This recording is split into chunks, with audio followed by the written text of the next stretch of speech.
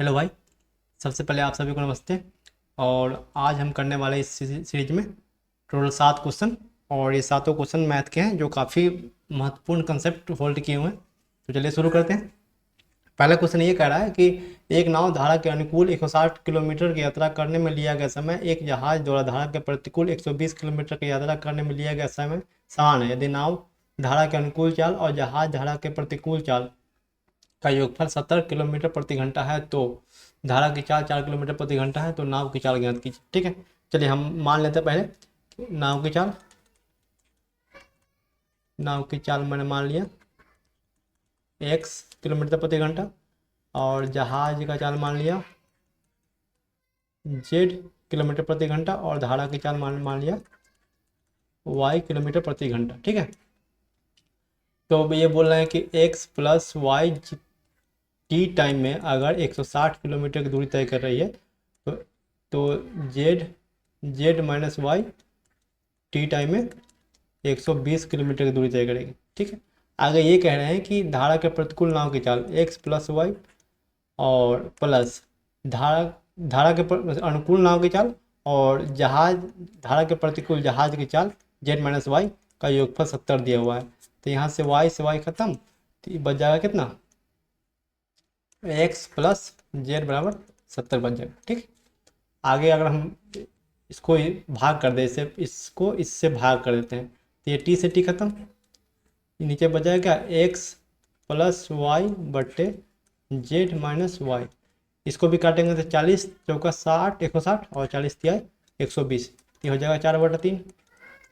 और देखिए y के वैल्यू मुझे यहाँ पता है कि यहाँ पे कि धारा की चाल जो है 4 किलोमीटर प्रति घंटा है, तो यहाँ पर हम y की वैल्यू रख देते हैं x प्लस 4 बटे जेड माइनस 4 बराबर 4/3। इसको हल करेंगे तो आ जाएगा कितना, 3x माइनस 4z बराबर 4 चौका 16 और माइनस 16 प्लस माइनस 12 तो माइनस 28। ठीक है, इस इक्वेशन से, और ये जो मैंने पहला इक्वेशन इसको मानते हैं और इसको मानते हैं दूसरा इक्वेशन। तो फर्स्ट सेकंड को सॉल्व करेंगे। सबसे पहले क्या करेंगे, यहाँ पर मुझे एस के वैल्यू निकालना है, तो इसको ये जो जेड है इसको भी 4 से गुना कर देते हैं। अगर इसको 4 से गुना कर देते हैं तो क्या हो जाएगा, 4x प्लस 4z बराबर 280, और जो दूसरा इक्वेशन क्या है 3x माइनस 4z बराबर माइनस 28। ठीक, अगर इसको दोनों को ऐड कर देते हैं 4z से 4z खत्म, तो 7x बराबर 2 5 2 252 होगा, तो होगा 7 3 21 7 6 42, तो 36 किलोमीटर प्रति घंटा हो जाएगा इसका स्पीड। ठीक है, पहला क्वेश्चन हो गया। दूसरा क्वेश्चन देखते हैं। दूसरा क्वेश्चन ये कह रहा है कि एक गतिमान पिंड द्वारा तय की गई दूरी d उसके गति के समय के t के अनुक्रमानुपाती है। एक लड़का 3 घंटे में 33 किलोमीटर की यात्रा करता है, तो d और t जोड़ने वाले के समीकरण ज्ञात कीजिए। देखिए कह रहा है कि d जो है वो डायरेक्टली प्रोपोर्शनल है t के। दूसरा कंडीशन ये है कि 33 किलोमीटर चलने में इसको 3 घंटा लगता है। ये दोनों, लेकिन 33 किलोमीटर डायरेक्टली प्रोपोर्शनल 3 घंटा का हो गया, क्योंकि ये डिस्टेंस जो है वो समय के डायरेक्टली प्रोपोर्शनल है। तो यहाँ से हम अगर सॉल्व करेंगे 33 बराबर, अगर डायरेक्टली प्रोपोर्शनल हटाते हैं तो एक कांस्टेंट लेते हैं k इंटू 3, तो यहाँ से k के वैल्यू कितना हो जाएगा 11, तो k बराबर 11। इस सेम इधर करेंगे, अगर यहाँ से अगर डायरेक्टली प्रोपोर्शनल हटाते हैं तो यहाँ पे k लेंगे कांस्टेंट और t हो जाएगा, और k के वैल्यू मुझे कितना मिला है 11, तो d बराबर 11t, ये इसका रिलेशन हो जाएगा। ठीक, अगला क्वेश्चन है कि अजय 40 सेकंड में 100 मीटर दौड़ता है और अनुज समान दूरी 50 सेकंड में दौड़ता है, तो 100 मीटर की दौड़ में अजय अनुज को कितनी दूरी से हरा देगा। देखिए यहाँ पे अजय और यहाँ पे अनुज, टाइमिंग की बात करें तो इसको लगता है 40 सेकेंड और इसको लगता है 50 सेकेंड। ठीक, अगर अनुज की अगर स्पीड की बात करें हम, तो स्पीड बराबर क्या होता है, डिस्टेंस अपॉन टाइम। डिस्टेंस कितना है 100 मीटर और टाइम है 50 सेकंड, इसकी स्पीड हो जाएगी 2 मीटर प्रति सेकंड। देखिए आप थोड़ा ग्राफ पर समझने की कोशिश कीजिए। मान लीजिए कि ये 100 मीटर की दूरी, ठीक, और यहाँ से यहाँ तक जाने में अजय को लगता है 40 सेकंड। ठीक, तो हम ये देखेंगे कि अनुज 40 सेकंड में कहाँ तक पहुँचा। मान लीजिए यहाँ पहुँच पाता है, तो अनुज 40 सेकंड में कितने दूर तय करेगा। तो डिस्टेंस बराबर क्या होता है, स्पीड इंटू टाइम। तो स्पीड कितना है इसका अनुज का 2 मीटर प्रति सेकंड, और 40 सेकंड ही तय करना है क्योंकि 40 सेकंड में ये पहुंच जा रहा है। तो 40 पूरा हो जाए 80 मीटर। तो मतलब क्या हुआ, जितने समय में अजय जो है वह पूरा दूरी कंप्लीट कर लेता है उतने समय यह सिर्फ 80 मीटर चल पाता है। तो कितने मीटर से हार गया, तो 100 - 80, 100 - 80 बराबर 20 मीटर से वो हार गया। ठीक, तो इसका हो जाएगा 20 मीटर आंसर। अगला क्वेश्चन देखते हैं। अगला क्वेश्चन कहता है अनीता एक बैंक से, ये बहुत अच्छा क्वेश्चन है। अनीता एक बैंक से साधारण ब्याज की 10% प्रतिवर्ष की दर पर 3,80,000 उधार लेती है। पहले वर्ष के अंत में वह मूलधन का 20,000 रुपये चुकाती है। यदि अनीता दूसरे वर्ष के अंत में पूरा ऋण चुकाना चाहती है तो उसे कुल पुनर्भुगतान का कितना प्रतिशत ब्याज के रूप में देना पड़ेगा। देखिए क्वेश्चन ये कह रहा है कि मान लीजिए पहला ईयर में ये टोटल 3,80,000 रुपया ली, ठीक है। तो हम एसआई की बात करते हैं, तो इसमें एसआई कितना बन जाएगा इसका 3,80,000 और गुने 1/10, 10% का 1/10 हो जाएगा ना, ठीक है। तो ये हो जाएगा, कट गया, कितना बना पहला साल का एसआई 38,000। अगर इसमें से 20,000 रुपया ही दे दिया पहले साल में, पहले साल के अंत में, ठीक है, तो कितना पैसा बचेगा 3,60,000 रुपया, 3,60,000 रुपया। और जो 3,60,000 रुपया हुआ वो सेकेंड वर्ष के लिए प्रिंसिपल हो गया। तो सेकेंड वर्ष में इस पर कितना ब्याज मिलेगा, सिंपल इंटरेस्ट मिलेगा इसमें 3,60,000 का 1/10 बराबर 36,000 मिलेगा ना। तो टोटल इंटरेस्ट कितना होगा, टोटल इंटरेस्ट की अगर बात करते हैं हम तो होगा 36,000 और 38,000 तो 74,000। और इसका प्रिंसिपल कितना बचा हुआ है, 36,000 प्रिंसिपल बचा हुआ, सॉरी 36,000 नहीं, 3,60,000 बचा हुआ प्रिंसिपल। तो टोटल अगर अमाउंट की बात करें जो इसको 2 साल बाद के अंत में देना है तो कितना हो जाएगा 3,60,000 प्लस 74,000 कितना हो जाएगा 4,34,000 ये टोटल अमाउंट देना है। हमसे पूछा गया है कि जो ब्याज दे रहा है वो टोटल अमाउंट का कितना परसेंट है, तो कितना परसेंट हो जाएगा 74,000, परसेंटेज निकालना पड़े तो 74,000 बटे 4,34,000 गुने 100, इसको इससे करेंगे कट जाएगा 3 0 3 0 कटेगा 37 और यहाँ हो जाएगा 217।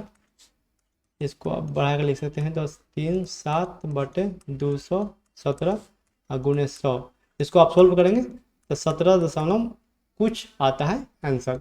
तो इसका निकटतम देना था तो हम इसको 17 लगा सकते हैं, ठीक है। चलिए अगला क्वेश्चन देखते हैं।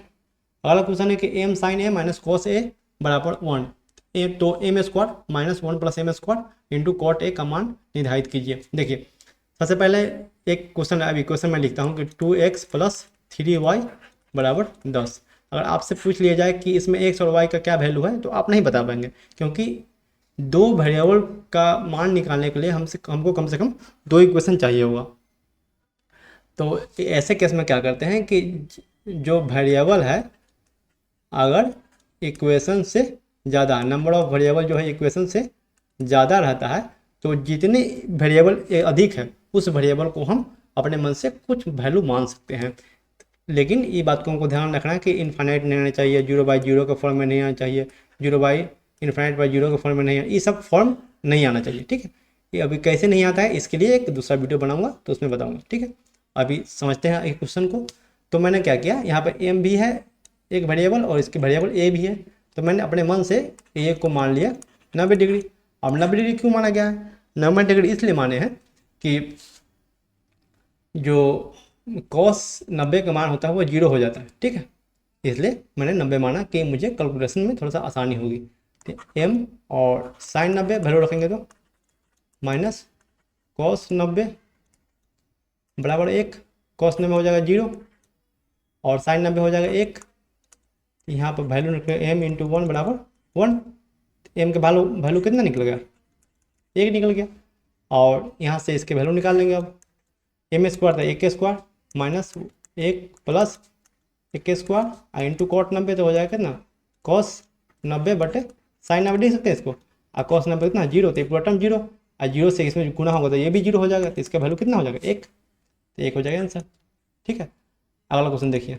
अगला क्वेश्चन है sin 4a into tan two A plus cot two A का मान ज्ञात कीजिए। देखिए एक फॉर्मूला आपको याद होगा साइन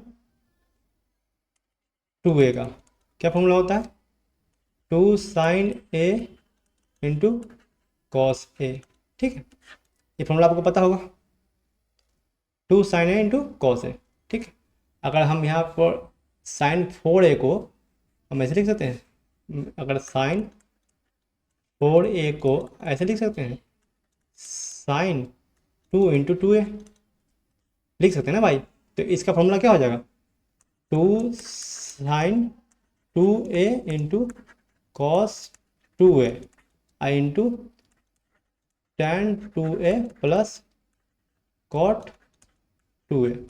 अब गुना करेंगे तो two sine two A into cos two A और टेन टू ए क्या लिख सकता हूँ मैं, साइन टू ए बटे कॉस टू ए प्लस फिर कॉस से गुना होगा तो two sine two A into cos two A into और कॉट टू ए लिख सकते हैं कॉस टू ए बटे साइन टू ए।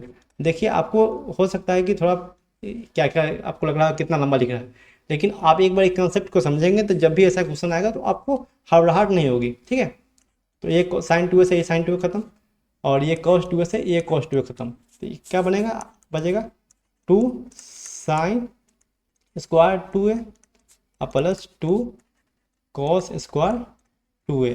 ठीक है, अगर टू कॉमन ले लेते हैं यहाँ से तो sine square two A plus cos square two ए।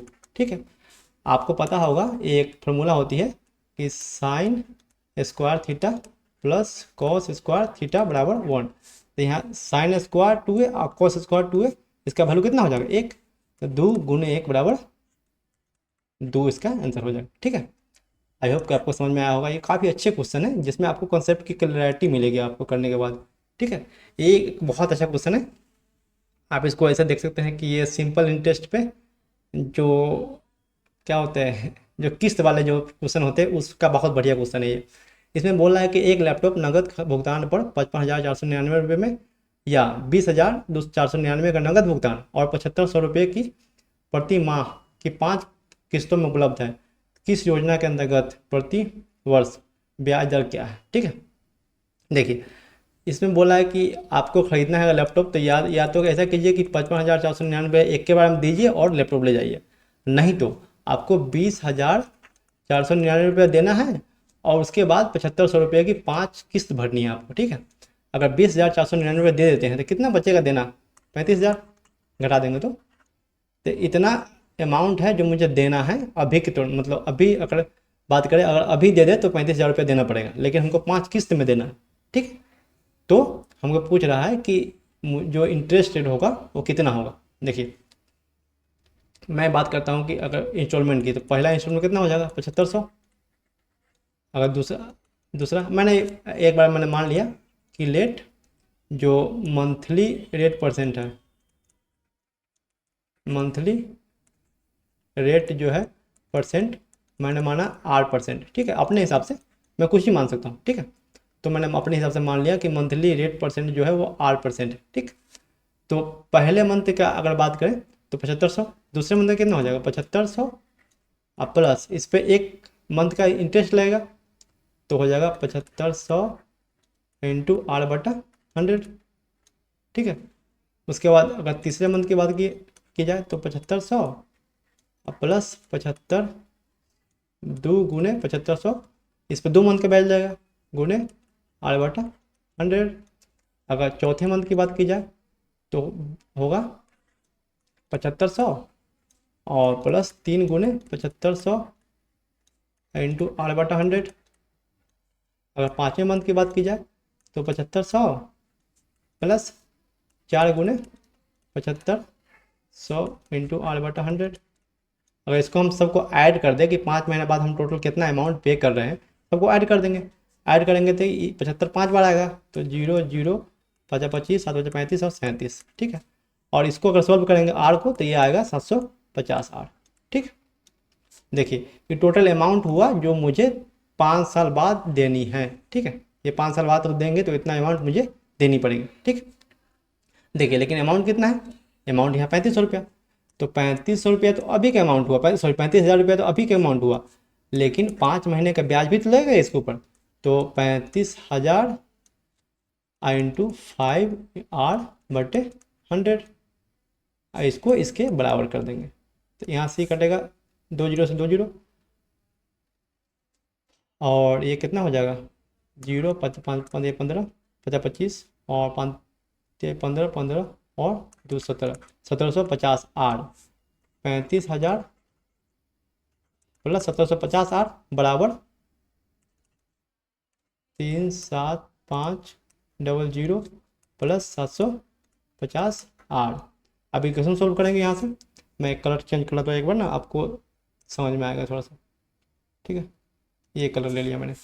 तो यहाँ से 750R अगर सोल्व करेंगे तो कितना हो जाएगा, सॉरी 750 नहीं, सॉरी 1000 होगा ना।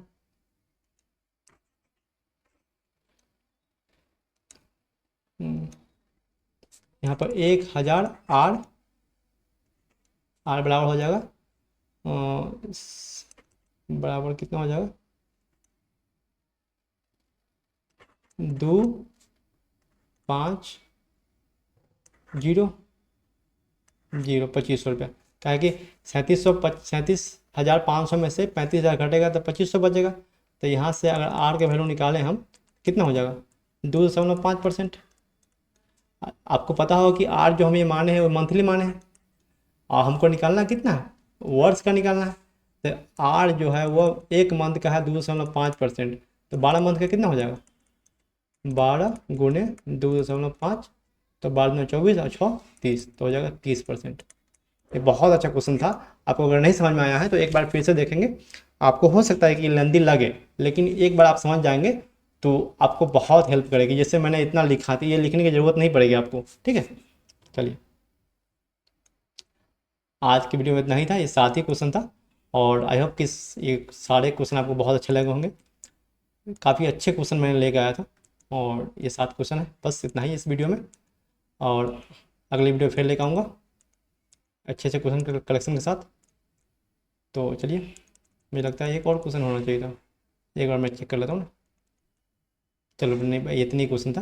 तो और टेलीग्राम लिंक डिस्क्रिप्शन दिया गया है, और जो भी लोग हैं जो मतलब नहीं देखे पुराना वीडियो, तो वो देख सकते हैं। पुराना वीडियो का लिंक भी मैं डाल दूंगा वीडियो के डिस्क्रिप्शन में। ठीक है, जो एक रीजनिंग का वीडियो था बहुत अच्छा था, इससे पहले भी मैंने ये जो कंसेप्ट सीरीज की, ये तीसरी वीडियो है। ठीक है, तो जिन लोगों ने नहीं देखा वो इसके फर्स्ट वीडियो और सेकेंड वीडियो भी देख देंगे। इसकी जो प्लेलिस्ट है वो बनी हुई है, और प्लेलिस्ट मैं पिन कर दूंगा कमेंट में। ठीक है, कमेंट या डिस्क्रिप्शन में आप देख लेंगे। ठीक, तो चलिए आज की वीडियो में इतना ही, और ये वीडियो कैसा लगा आप बताइएगा। फिलहाल रखते हैं, चलिए, थैंक यू।